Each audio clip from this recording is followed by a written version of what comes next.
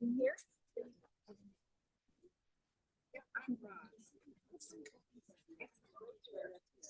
Are you sensing? I'm Judy's at the hospital, and she had her shoulder down. It's nice to see you. Well, okay.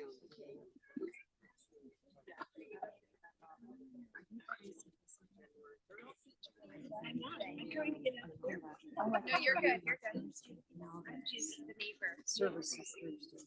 Oh, I was going to sit next to you. I was going to go help you. I had to do everything through Wednesday, Thursday, and Friday. She just needs to get her selector down. I'm like, Jared, there you go. Okay, no, right here, Judy. You got your chair back. Yeah.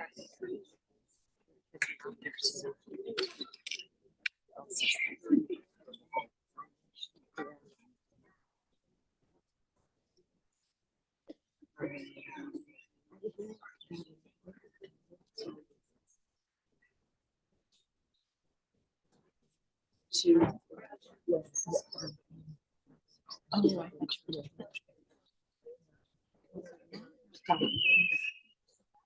to be able to withstand.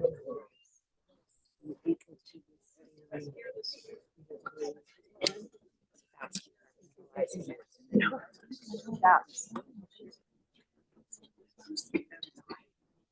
that's such a that. Okay. She was asking his siblings.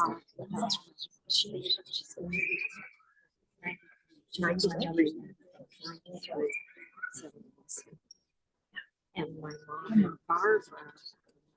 So mom and Barbara being 2 days of best friends. They have been best friends since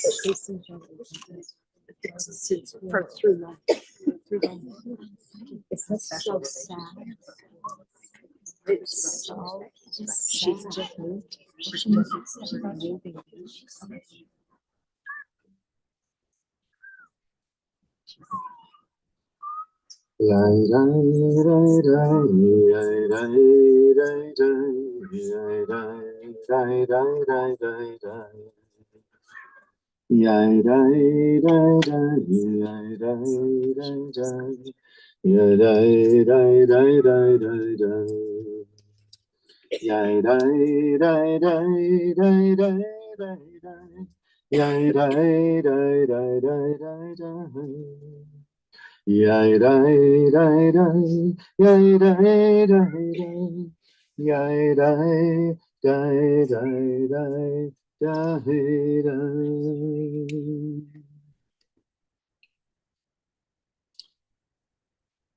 In the words of Ecclesiastes,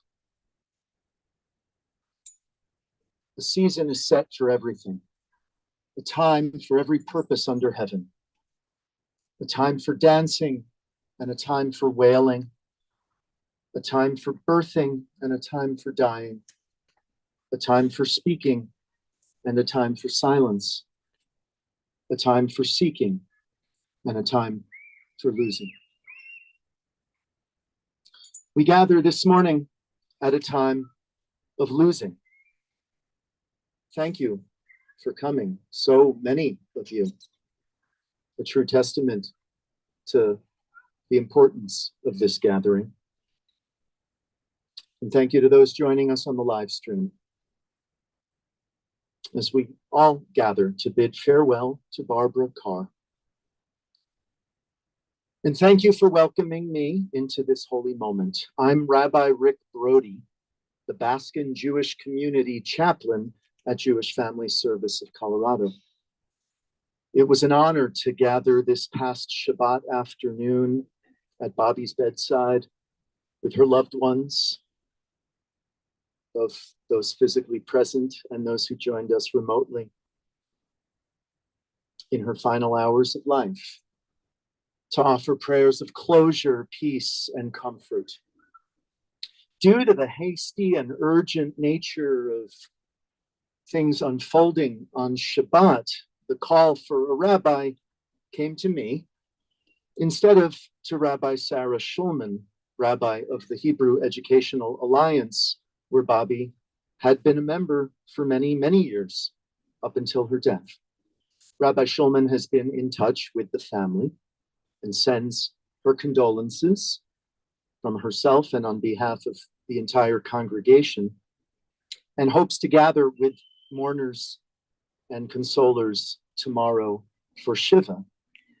However, she got sick last night and is thus unable to be here or at the home today.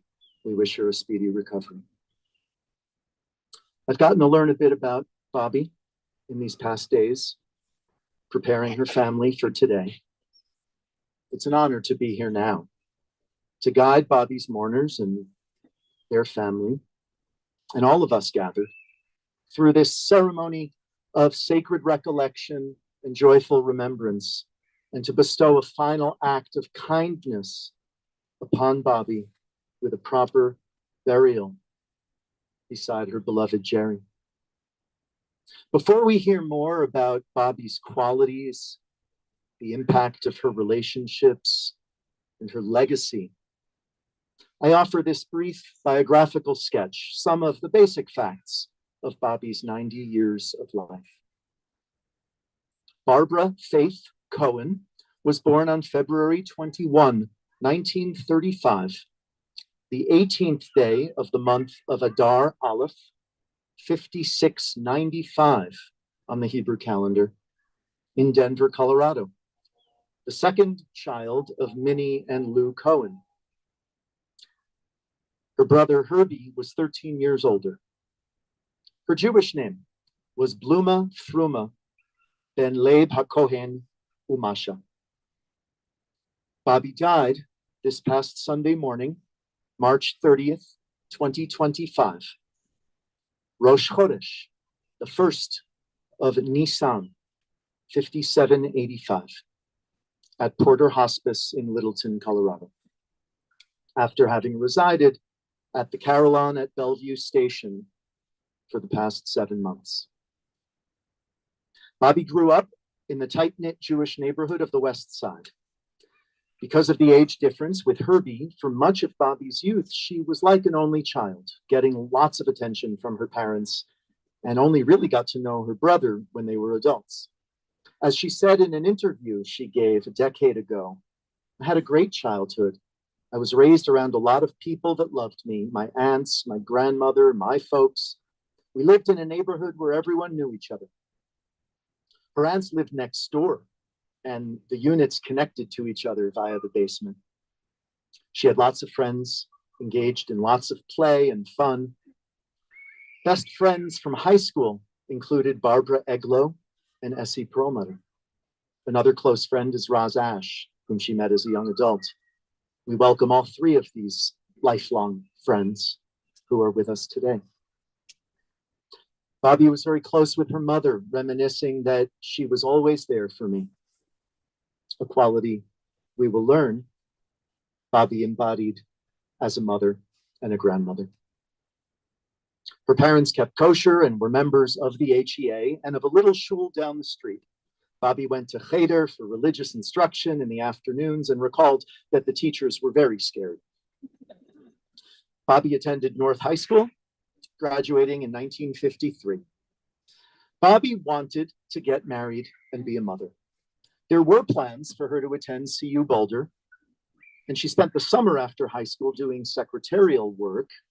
However, education and career paths yielded quite early to wedding plans. Bobby had originally met Jerry Carr on a blind date that led to nothing. We might hear a little more about it later.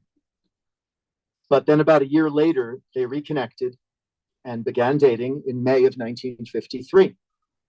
They were married that October 11th at the HEA with 300 people in attendance. It was all planned in 3 months. Bobby's parents took care of all the details. Jerry worked in his family business at C&M Iron and Metal, which remains the family business till this day. The newlywed couple rented on the west side and then a few years later bought a house in Lakewood. They first added Smokey the dog to their family. Bobby loved all the dogs she had over the years. Then daughter Julie was born in 1957, followed by daughter Shelley in 1961. In 1970, a full-term pregnancy ended tragically with the death of the baby, Gabriel, who was named retroactively decades later in a small ceremony that Rabbi Twersky conducted to help bring Bobby some healing from that terrible chapter of her life. The family had started as members of the HEA, but when they moved to Southmore Park, when the girls were 10 and 6, they joined Temple Sinai. After a few years there, they joined Beth Joseph. Beth Joseph then merged into BMH at around the same time that the HEA moved to its current location off Hampton, and the family then rejoined Bobby's original synagogue. Jerry was a very involved communal leader, serving as the president of the Jewish Federation and taking very active roles in other organizations, including JNF, which led to a few trips that he and Bobby took to Israel, among all the other traveling they loved to do together. In the 1990s, with large waves of Jewish immigrants to Denver from the former Soviet Union, Bobby was concerned about the material needs of this population, as well as others with food insecurity, and came up with the idea of creating a food pantry. Her vision and Jerry's operational skills, particularly with fundraising, combined to form the Kosher Food Pantry. This project was wildly successful and was a major commitment for Bobby and Jerry for a couple of years until it became too big. Jewish Family Service then approached the couple and offered to take over the pantry, now known as the Weinberg Food Pantry, which runs out of the JFS office on Tamarack near Hampton. My being here as a member of the staff of JFS is a fitting connection to Bobby's legacy. And speaking of legacy, I learned yesterday that Bobby was an official legacy donor to JFS, another beautiful connection. Our entire agency thanks Bobby and her family for her support of the important work we do, serving the community's neediest. 29 years ago, Bobby and Jerry moved to their home in Greenwood Village. Bobby loved it and appreciated that it had no stairs since she had needed a knee replacement at around that same time. Jerry was diagnosed with Parkinson's when he was 60 in 1990 and began a slow decline over the next 2 decades while he continued to work and the couple continued enjoying a full life together of travel and other activities for as long as they could. Jerry died in 2009. Bobby was then living alone for the first time in her life. She had, of course, earlier become a grandmother, a tremendous source of joy that we'll hear more about later. As a widow, she learned some new life skills, struggled with some others, and continued playing mahjong with her friends. And then her own decline began, leading eventually to her move to the Carillon back in September, and then to her peaceful death this past week, surrounded by love. Bobby's mourners are her 2 daughters and their families, Julie Carr, Shelley Carr, and her partner, Eddie Gigliotti, both of them here from California, and Shelley's children, Bobby's grandchildren, Yael DeVita, Bobby's granddaughter, here from Connecticut. Yael's husband, Matt DeVita, is back at home with their children, Bobby's great-grandchildren, Jeremy and Maya. We welcome Shelley's son, Bobby's grandson, Sam Maxwell, and his wife, Shoshana, here from California. We welcome Bobby's niece, Susan Barocas, and her husband, Ralph. And we note the absence of Bobby's nephew, David Cohen, and his wife. They're here.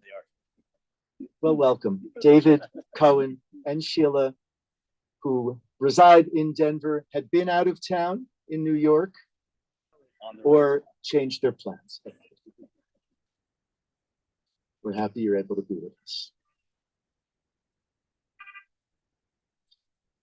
We are all here now to return Bobby's body to the earth from which we all come. An act of chesed shel emet, a kindness of pure truth that cannot be repaid by the deceased and is thus performed with complete selflessness and love. And we're also fulfilling the sacred task, the mitzvah of kavod hamet, the honoring of the deceased, which we will fulfill by speaking kindly about Bobby's life, her joys, her passions, her virtues and character, her accomplishments, of course, her love for family, and expressing gratitude for her presence on this earth for these past 90 years. Another time-honored and beautiful and holy way to elevate the sanctity of one's memory after one has died is to engage in the mitzvah, the sacred act of tzedakah, of righteous giving to those in need. The family has identified 3 charities that are close to their hearts and word of Bobby.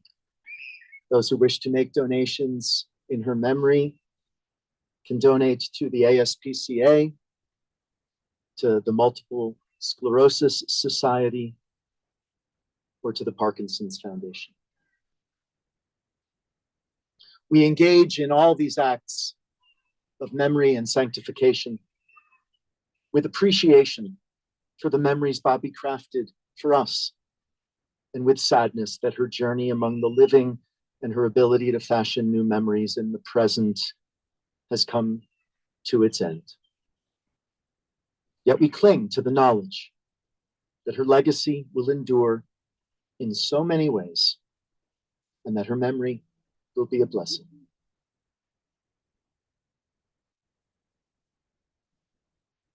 We continue with this service, noting the range of emotions that come up at this difficult time.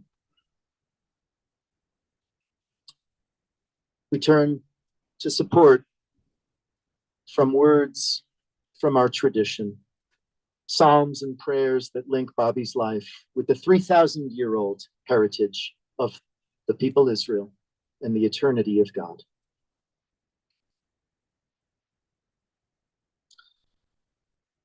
From Psalm 15, Mizmor leDavid, Adonai mi yagor ba'olecha, mi yishkon b'har kodshecha. A Psalm of David. Do we deserve to enter God's sanctuary? Can we merit a place in the presence of God? Live with integrity. Do what is right. Speak the truth without deceit. Have no slander upon your tongue. Do no evil to others. Do not mistreat your neighbor. Spurn a contemptible person, but honor those who revere the Eternal One. Never retract a promise once made, though it may bring you harm. Lend no money at unfair rates. Accept no bribe against the innocent. Make these deeds your own. Then shall you stand firm forever. Kaspolo natan beneshech, v'shochad al naki lo lakach, ose ele lo yimot leolam.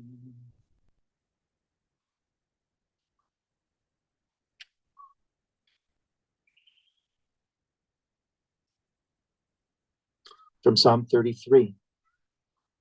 Ein hamelech nosha barov chayil, giber lo yinatzel barov koach.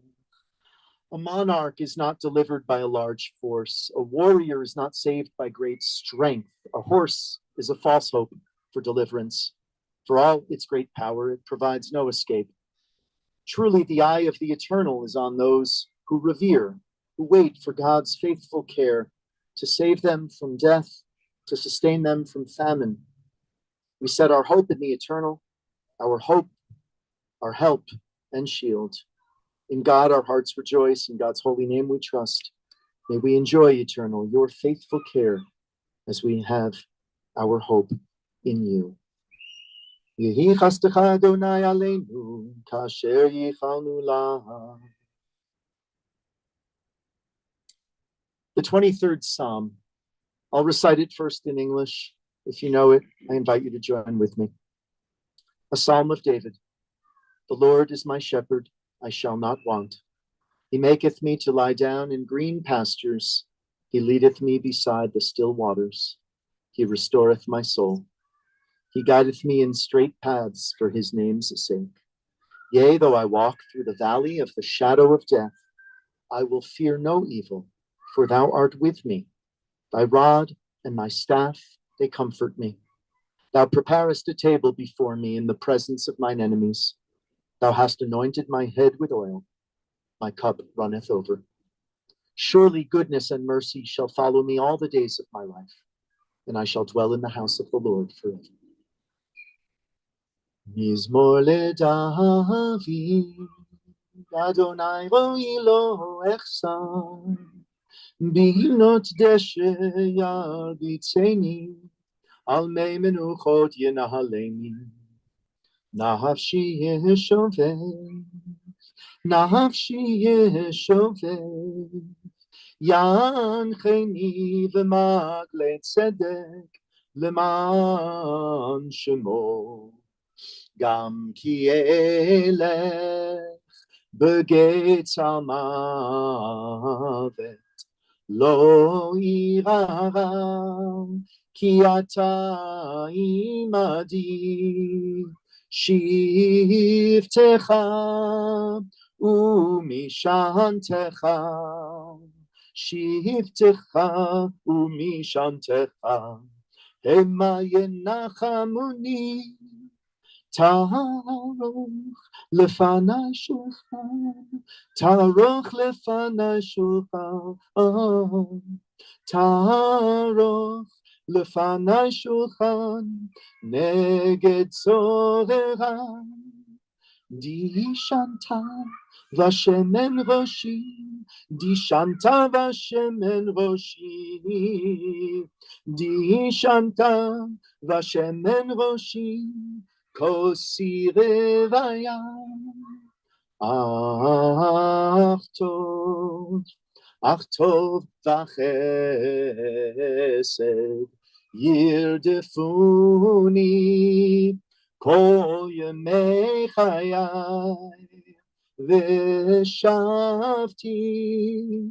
v'shavti beveit Adonai. Veshavti beveit Adonai leorech yamim. Yadidai dai yadidai dai yadidai dai yadidai yadidai dai yadidai dai.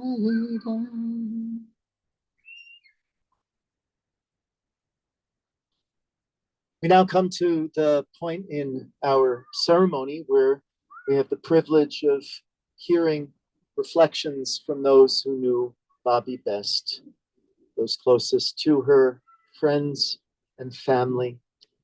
Eulogies from the heart. We begin with dear lifelong friend of Bobby's, Essie Perlmutter. Is Essie here?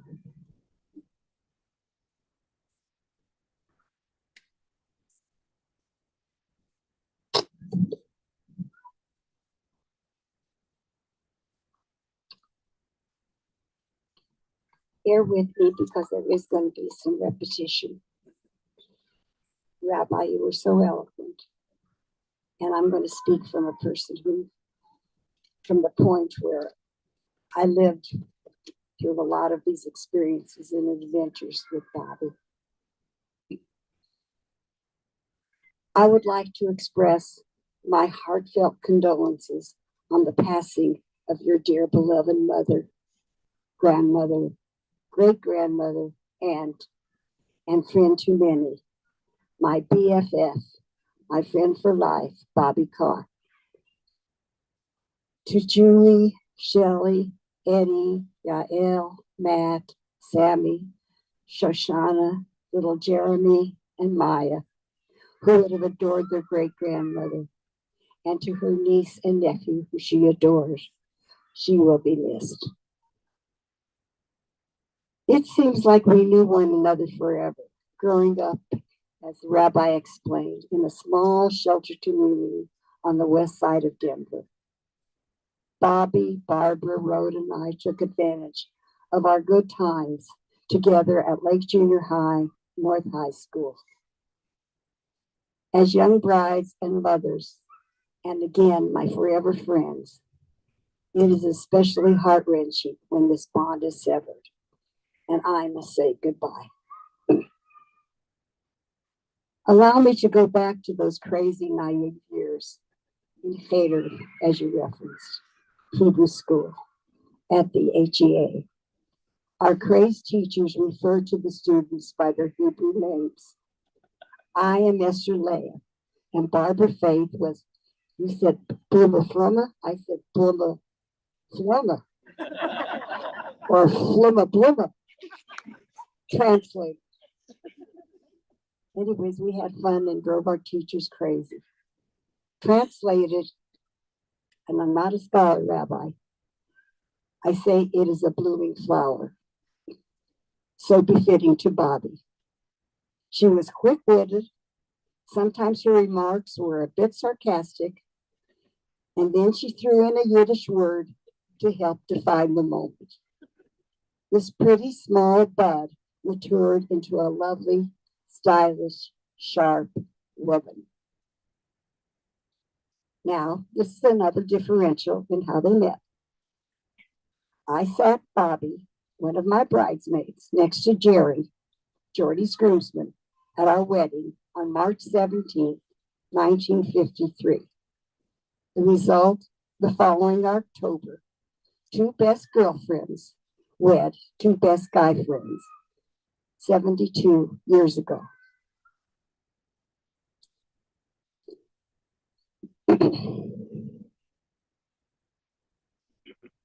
We were novice cooks, but eager to try new recipes. And Bobby was an excellent cook and bake, just like her mother. This was a time when young marriages occurred. Both of ours lasted as we tested life over the years. Jerry adored Bobby, and Bobby returned that love with her support, efforts, and loyalties to Jerry and their girls. While raising their two lovely and delightful daughters, the Carrs passed honored values they learned from their blessed parents onto Shelley and Julie. Bluma Fleming's garden spread as she and Jerry traveled to the world's interesting places. Jordy and I were privileged to share some of these journeys with the Carrs. Las Vegas was usually a destination and a double-edged sword, as our guys were tempted by the casinos.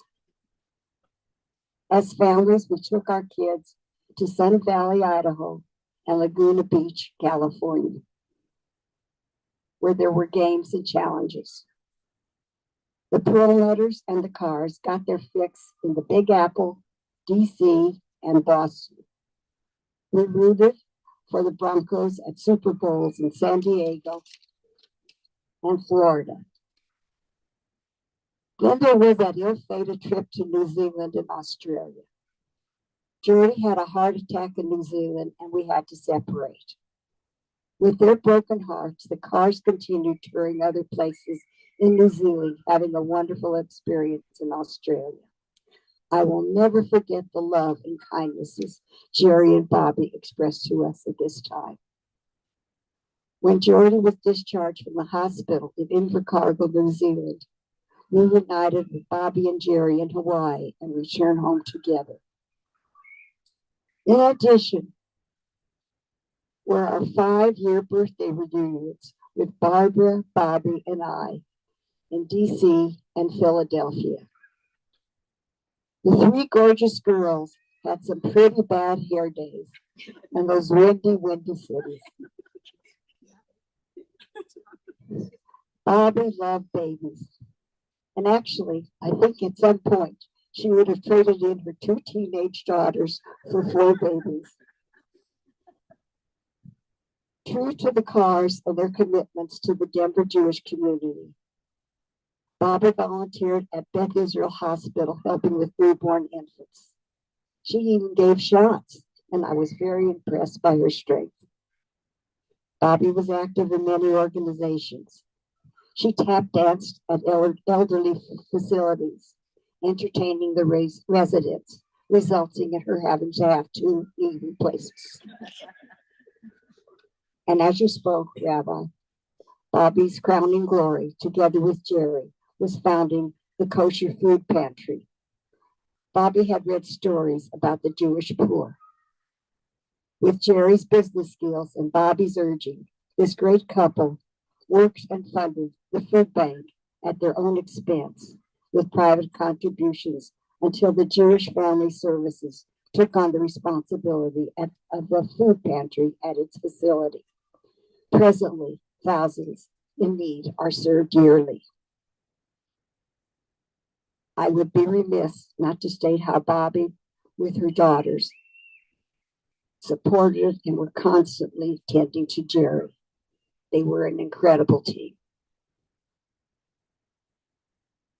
I was asked by Julie to say a few words. I think I went over my time, but there are stories to be told about a very special lady. Barbara Faye Flumma began to wilt these past few years.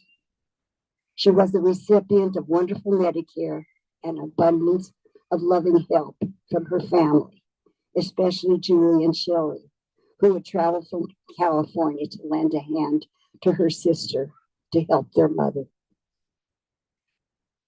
It is my hope and prayer that the entire family be blessed with comfort and strength to get through these difficult days. With loving friendship, Esther Leah.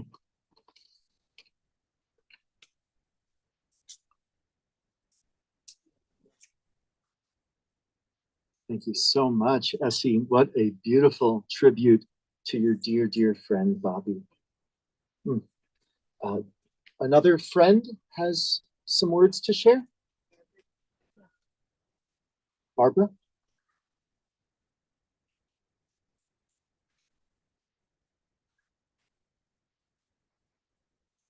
I'll give you a highlight from some of our earlier experiences that Essie hit on, but many of the same. We first met, we went to Colfax School, elementary school, and when we headed for junior high, Bobby came from Cheltenham. We had not known her before then.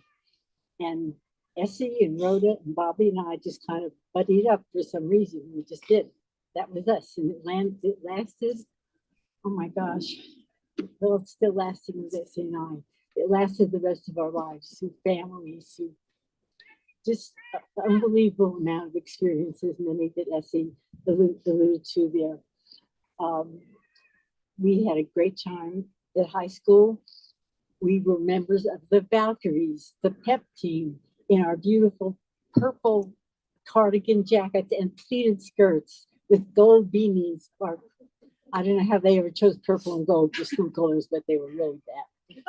But anyhow, we were members of Valkyries. We were together in Gamma Phi Epsilon Essie, right? A Jewish sorority through high school. That if you were lucky enough to be initiated into it with all the other Jewish girls, you were something. Get Vaseline on your hair. What else? Get Vaseline on your hair. What? Vaseline on your hair. Oh. I guess you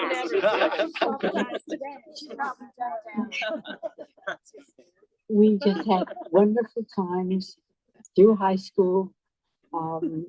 With our group of people, what was it? what was it wasn't BBYO, was it the whole group there that from the Jewish? Not BBG, it was all boys and girls. Maybe BBYO. We had wonderful times. We went up with Rabbi Tursky, Shlomo Tursky of blessed memory. We went up for a summer to a camp in Colorado Springs, I think it was. It was somewhere off of the kosher. We had a we had a kosher the kitchen out with Rabbi Tursky. He was the nth degree. He really was a wonderful man. And we spent. Tell the story, Barbara. About the, but that was kind of me. That wasn't kind of. I want to interject for a moment. We are all standing outside. We don't know what we're at the mercy of. We like to keep our funerals somewhere in the ballpark of 1 hour. There will be opportunities at Shiva, at the home, where people can share more stories. So we want to. So we do want to continue honoring Bobby's story and her memory. We want to hear from her family. Thank you so much. I can take a hint from You will be the first friend to speak at Shiva. And we're going to get that story. We're going to get that story. Thank you so much. The telling of stories is never something that can be packed into one event. It continues over time, and that's part of why Shiva exists. The funeral is the beginning of that process, and we move along in that process to hear other recollections from members of the family. Sam?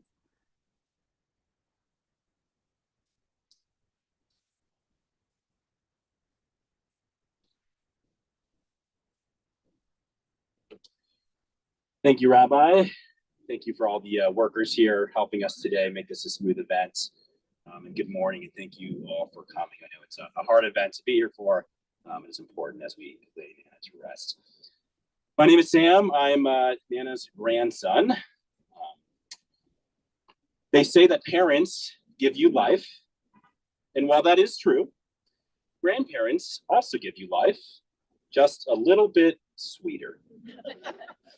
Today, we say goodbye to a special lady, a warm spirit, aspiring tap dancing professional, champion of the community, an expert of ice cream, an enthusiastic friend, a loyal wife, a passionate mother to my mom, Shelly, and my Aunt Julie, and a loving Nana to me and my sister, Yao.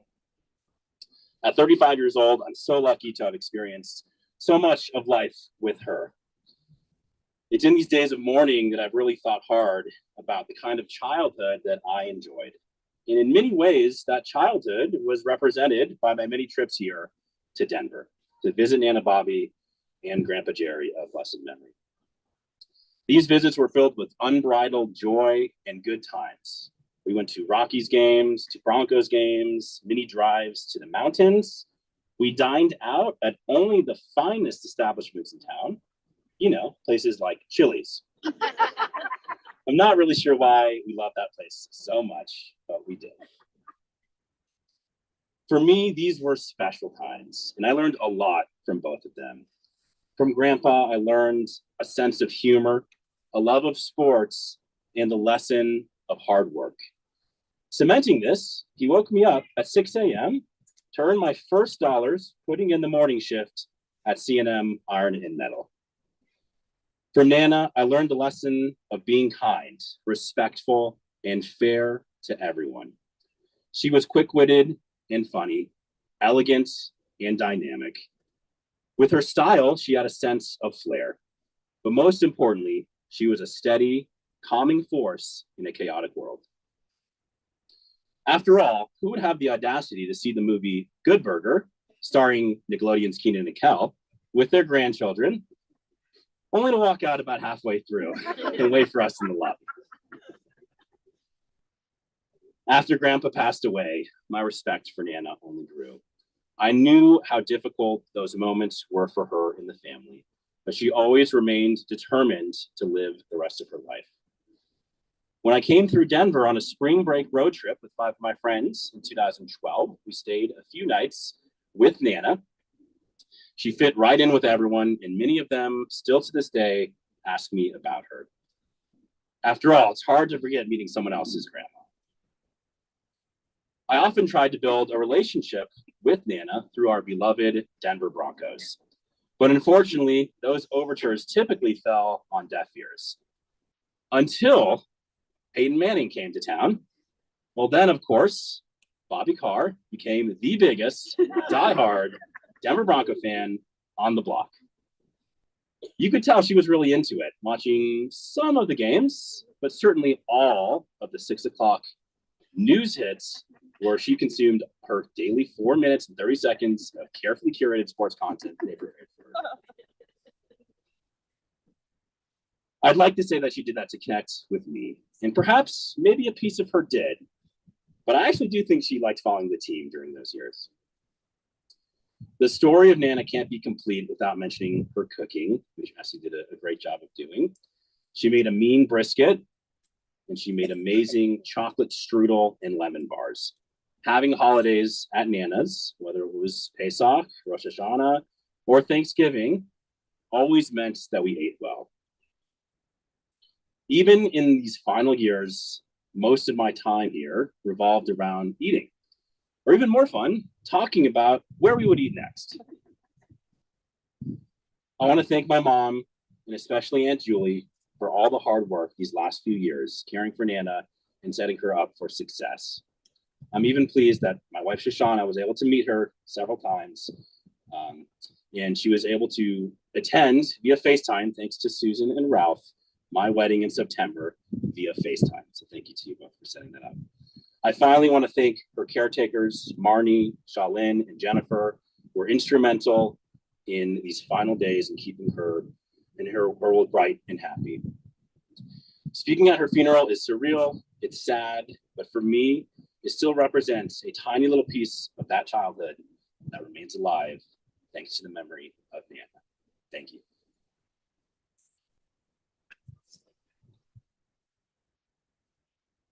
Thank you, Sam.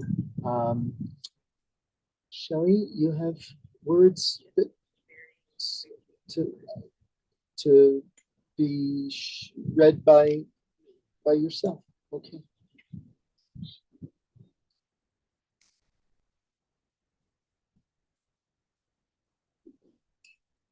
I vacillated on whether I was going to say anything or not.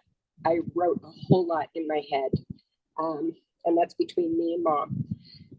But I wanted to thank Mom for everything. And I'm wearing her coat that I grabbed out of her closet.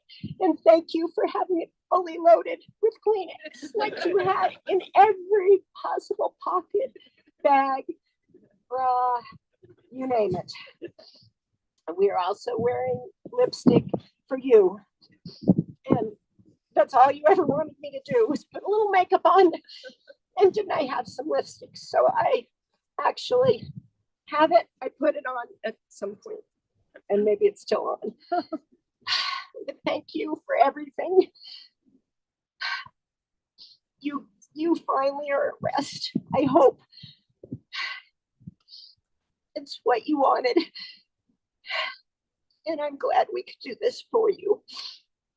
And I want everybody here to tell funny stories. She had so many.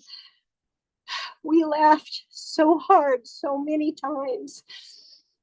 And we'd just look at each other 2 hours later when it had nothing to do with what we were laughing about, and we'd start it all over again. And I value those times, and my kids probably definitely witnessed those a lot. She wanted a jazz band here for her funeral. I will not sing. So I hope you're hearing your favorite music somewhere.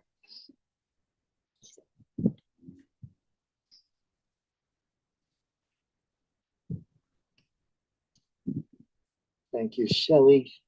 Thank you to everyone who has shared memories with all of us. What a precious find is an Eshet Chayil, a woman of valor. Her worth is far beyond rubies. Her husband puts his confidence in her and lacks no good thing. She is good to him, never bad, all the days of her life. She opens her hands to the needy and extends her hand to the poor. She is clothed with strength and splendor. She looks to the future cheerfully. She opens her mouth with wisdom. Her tongue is guided by kindness. She oversees the activities of her household and never eats the bread of idleness. Her children come forward and bless her. Her husband praises her and says, "Many women have done superbly, but you surpass them all." Charm is deceitful and beauty vain. But a woman who reveres God is much to be praised.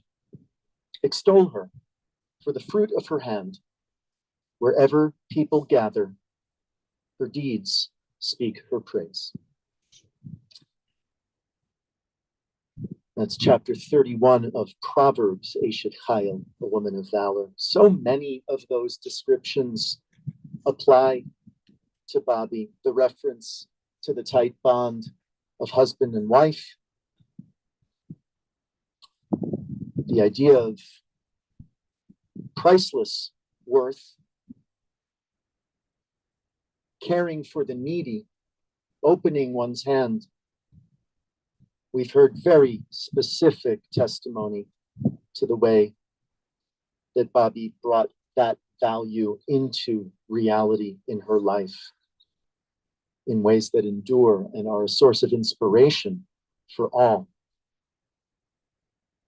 We've heard about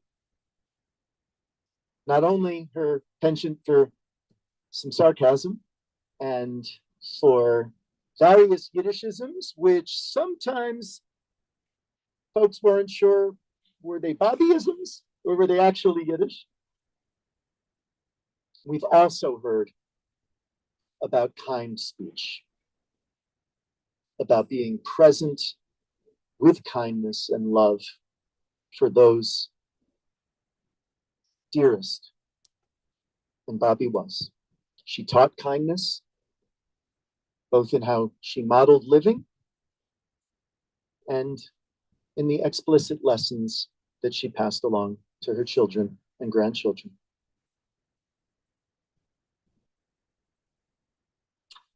And she was a woman of beauty and, dare we say, vanity. We've heard about the lipstick.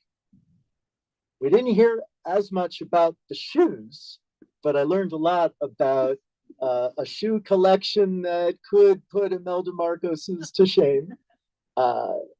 An excuse of having narrow feet where you couldn't find the shoes that would fit in just any old shoe store meant that she had to go to Neiman Marcus and Nordstrom and Saks to buy the finest narrow-fitting shoes.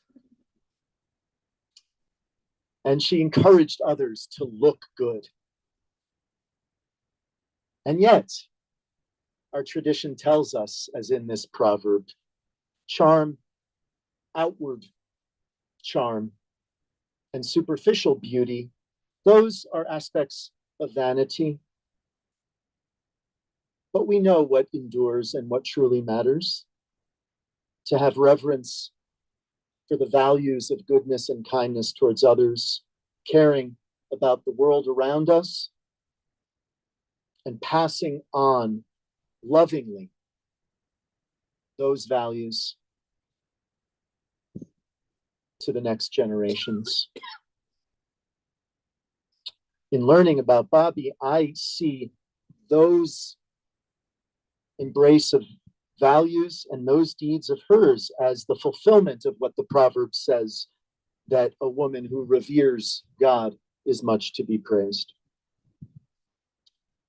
And as we acknowledge in that final verse, wherever people gather, her deeds speak her praise. There is so much that Bobby accomplished in her 90 years. I want to reflect briefly on the fact that we are in the month of Nisan. Bobby's death was on Rosh Chodesh, on the first day of the month, this month that leads in less than 2 weeks to the celebration of Pesach. Bobby would complain about preparing for Pesach, but the family would gather, and it was one of many opportunities to build memories and to celebrate. It's a pivotal episode in the formation of our people. It's about liberation, to be our full true selves. And I'd like to believe that Bobby enjoyed that freedom throughout her life. The Israelites are the recipients of loving kindness. When we talk about modeling and embodying deeds of caring for the needy, deeds that Bobby embodied, we look to the story of the wandering in the wilderness for 40 years, and we look to God as the model of acts of chesed, of kindness, of caring for others. And our tradition points out one particular way in which the Torah presents the way God cared for the people is that their shoes never wore out. In 40 years of walking, their shoes never wore out. God cared about shoes, about people having good footwear, about the fact that comfort and happiness is from the ground up. It starts at the bottom with shoes. I would like to celebrate Bobby's love of shoes as being part of that legacy of our people from our formative moments when our shoes mattered, and we learned that from God. May we all continue to enjoy wearing shoes of our choice, to bring a little more beauty into the world, connecting both to our own heritage and to Bobby's love of shoes. Bobby loved the Golden Girls, and one of her caretakers came over in the middle of the night, Saturday night, Sunday morning, and it was on the TV. It was playing at the moment that Bobby took her final breath.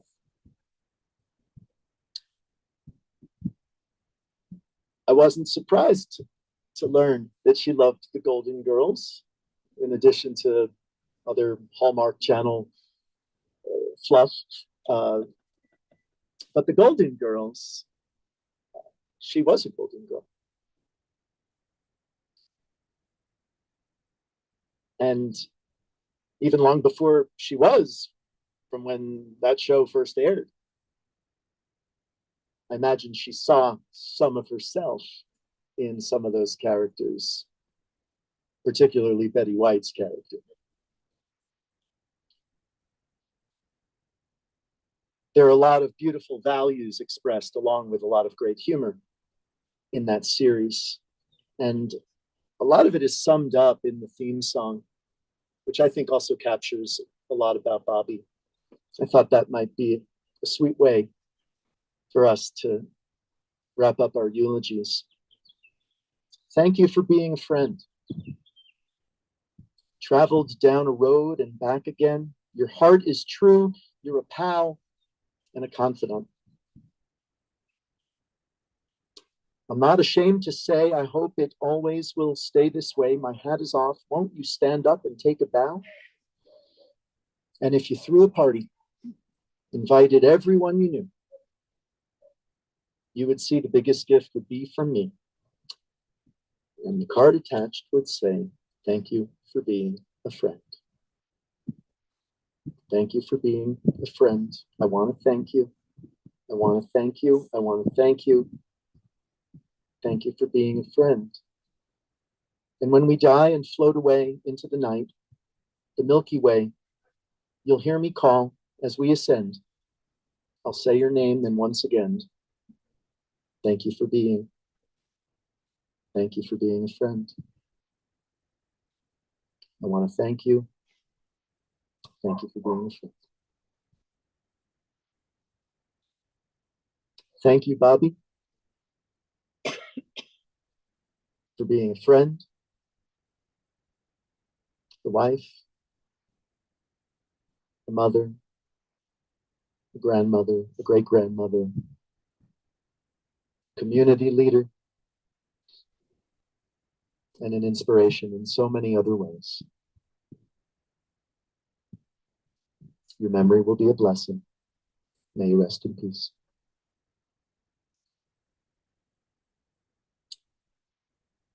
We're now ready for the lowering of the casket. As we send Bobby on her final journey into the earth. Al Makoma Tavo v'Shalom. May Bobby go unto God in peace. Hatzor Tamim, the perfect rock whose work we perceive, reveals a faithful God, true, upright, and honest. The rock is perfect in every way. Dare we ask God to account for any deed? Hashalit b'mata uvma'al, God rules below and on high, causing death, giving life. Morid sha'ol v'ya'al, bringing down to the grave, but raising up as well.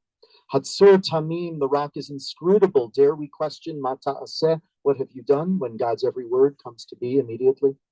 Hatzor Tamim, the rock is unfathomable, but just and patient and malei rachamim, filled with compassion.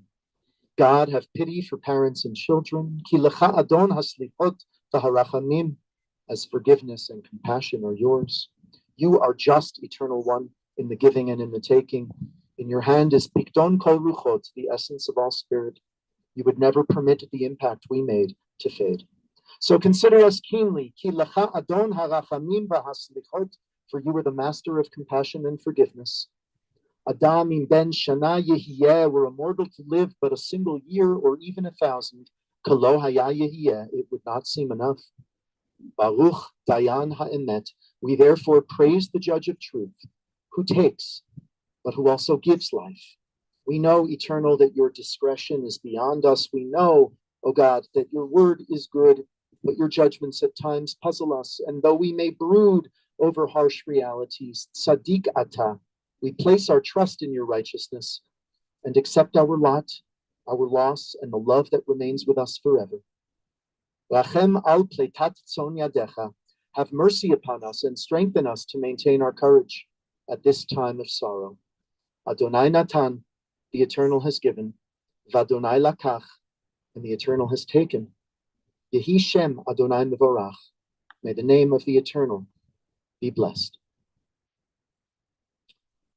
We now will bestow our final physical act of kindness upon Bobby, literally placing over her onto the casket what I like to think of as a warm blanket of the nutritive earth from which we come and to which we return, acknowledging the cycle of life and placing that earth on Bobby as if a blanket, tucking her in for her eternal rest.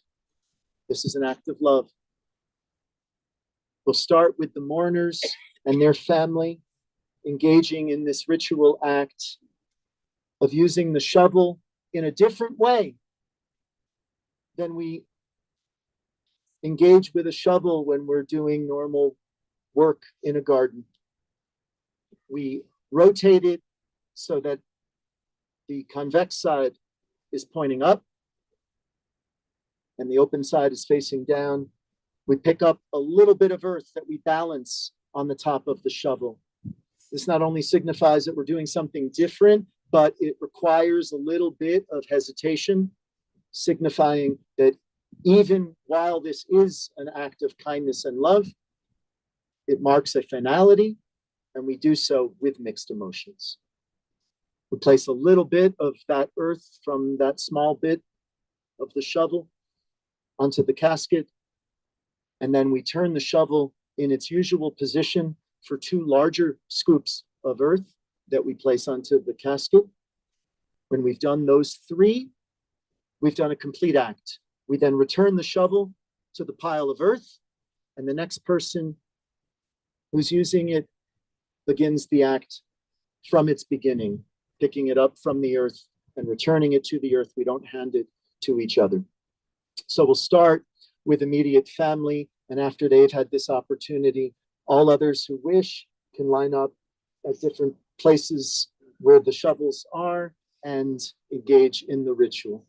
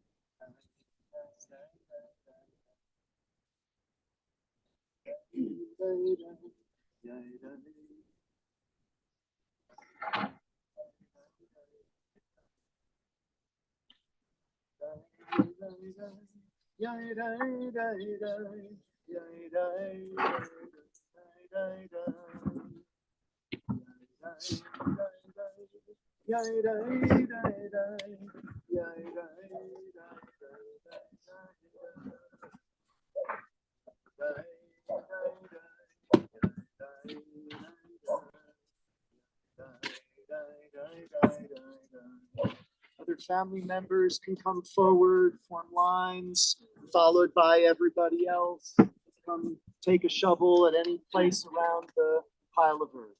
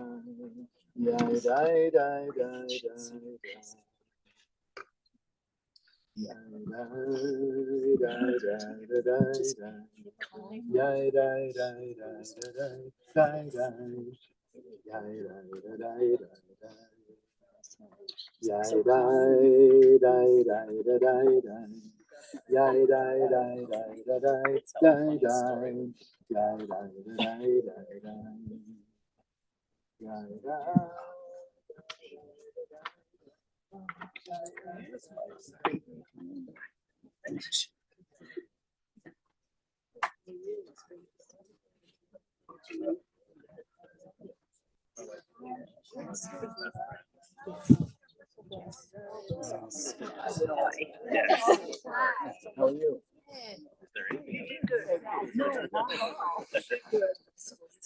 Oh,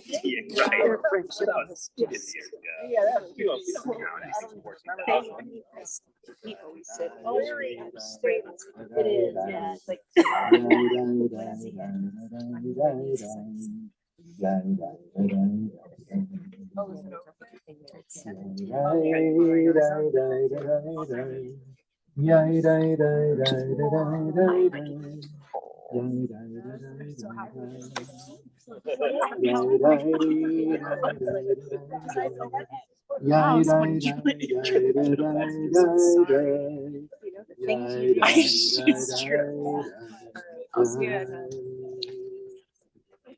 I invite everybody to come back to your seats or to wherever you were standing for us to resume with the conclusion of this funeral ceremony.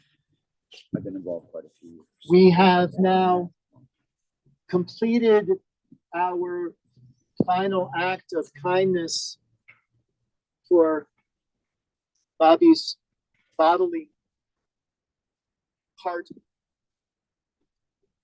of herself. Her body has been laid to its final resting place. We have covered it with kindness and love. Yashov ha'afar al haaretz k'shehaya v'haruach tashuv el ha'elohim asher nitana. The dust returns to the earth as it was, but the spirit returns to God who gave it. Having attended to the body, we now think about the spirit, the eternal nature and essence of who we are. However we understand the journey of the soul, we now pray for Bobby's soul. And we ask for God to protect her spirit, and to grant it eternal rest. We do so with the El Malei Rachamim prayer, which is our final prayer for Bobby. If you're able, I invite you to rise as we rise in spirit to hear these words. El Malei Rachamim Shochen Bamromi Hamtze Menucha Nechona Tachat Kanfei HaShechina B'ma'alot Kedoshim Utorim Kezohar Harakia Masyirim Et Nishmat Bluma Fruma Ben Leb HaKohen Umasha Shehalcha Le'olama Began Eden Tehei Menuchata Ana Baal Harachamim Hastireha Beseter Kenafecha Le'olami Utzror Bitzror HaChaim Et Nishmata Adonai hu nachalata v'tanuach b'shalom al mishkava v'nomar Amen. El Malay Rachamim, exalted, compassionate God, grant infinite rest in your sheltering presence among the holy and pure to the soul of Barbara Carr, who has gone to her eternal home. Merciful One, we ask that our beloved Bobby find perfect peace in your eternal embrace. May her soul be bound up in the bond of life. May she rest in peace. And let us say, Amen. You may be seated. We now acknowledge that we have attended with prayer and deed to both Bobby's body and her eternal spirit. We have done all we can and all we can ask for Bobby's eternal rest. And the mourners now become mourners. Bobby's daughters have completed their obligation to Bobby. And we now shift our attention from the sacred deeds that we did for Bobby as a final act of kindness to now bestowing kindness, comfort, and consolation to the mourners. This is where mourning begins before we leave this place. And it begins with the prayer that punctuates the mourning process, the mourner's Kaddish, an ancient Aramaic incantation that makes no mention of death. It is about life. It is for the mourners as they begin the journey, grieving, but making their way back into life. There's a pause during Shiva, then there's a getting up. Every step of the way is a step back into life, carrying Bobby's memory and honoring it through grieving and through living.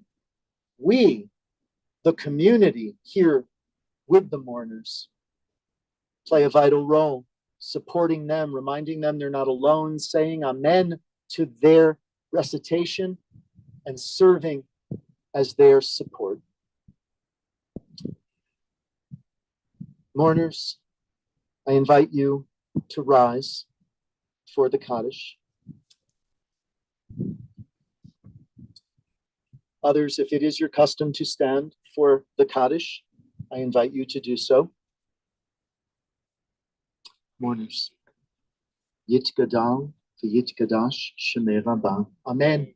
Bi'alma divra chirute v'yamlich malchute. B'chayechon uvyomechon uvchaye dechol beit Yisrael.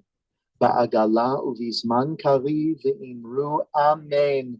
Yehei shemei Rabbah mevarach le'olam olamei almaya. Yitbarach v'yishtabach v'yitba'ar v'yitramam v'yitnaseh v'yithadar v'yitaleh v'yithalal shemei dekudesha b'richu le'ela min kol birchata v'shirata tush b'chata v'nechamata da'amiran bi'alma v'imru Amen. Yehi shlama rabba min shemaya v'chayim aleinu ve'al kol Yisrael v'imru Amen. Oseh shalom b'imromav hu ya'aseh shalom aleinu ve'al kol Yisrael v'imru Amen. May the one who makes peace in the heights make peace for us, for all the people Israel, and for all who dwell on earth. And we say, Amen. You may be seated. Oseh shalom b'imromav hu ya'aseh shalom aleinu ve'al kol Yisrael ve'imru Amen. Ya'aseh shalom, shalom aleinu ve'al kol Yisrael. Ya'aseh shalom, shalom aleinu ve'al kol Yisrael. Ya'aseh shalom, Shalom aleinu v'al kol Yisrael. Ya'aseh shalom, ya'aseh shalom. Shalom aleinu v'al kol Yisrael. Ya'aseh shalom, ya'aseh shalom. Shalom aleinu v'al kol Yisrael. V'imru amen. In a few moments, the mourners will take their first steps forward into mourning. They took that first step, rising in place to begin their journey of mourning, standing here, reciting Kaddish. After I give these instructions, they'll begin their steps forward into mourning.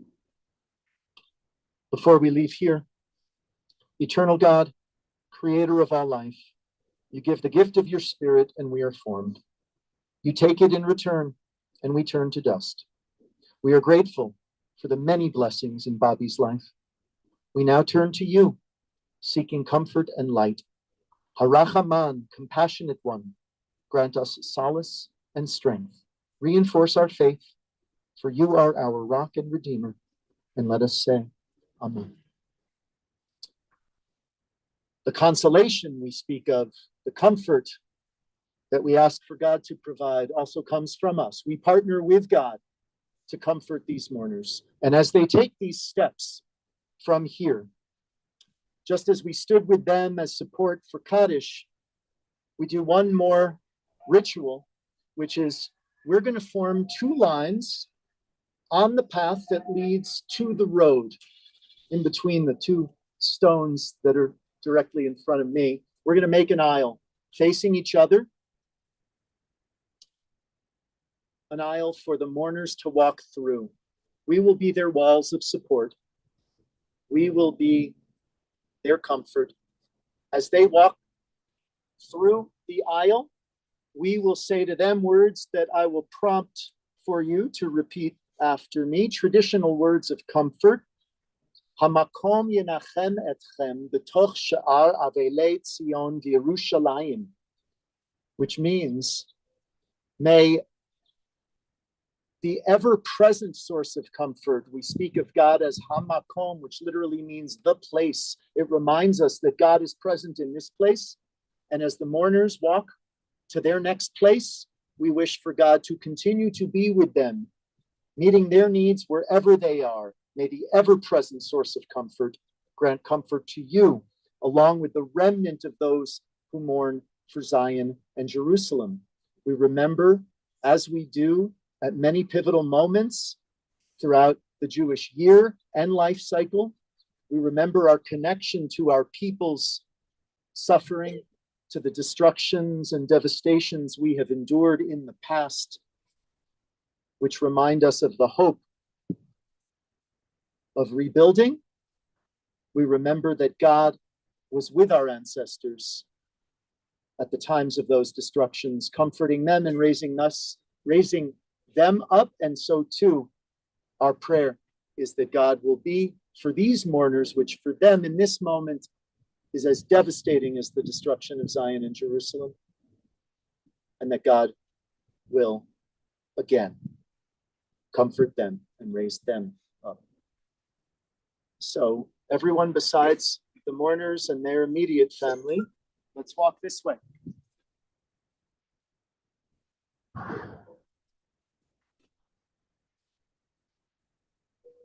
Line up on either side here. Find someone to face opposite so that we have an even number of people. All right.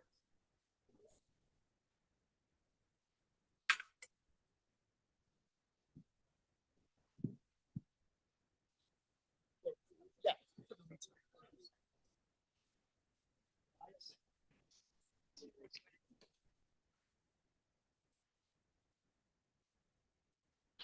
People on this side.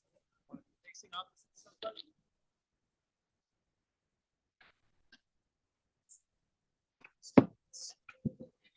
Let's get an equal number of people on either side. Here, let's up to the road. We can maybe take a couple of steps this way if you're able. This way to make room for also got more space over here. So got a couple of people.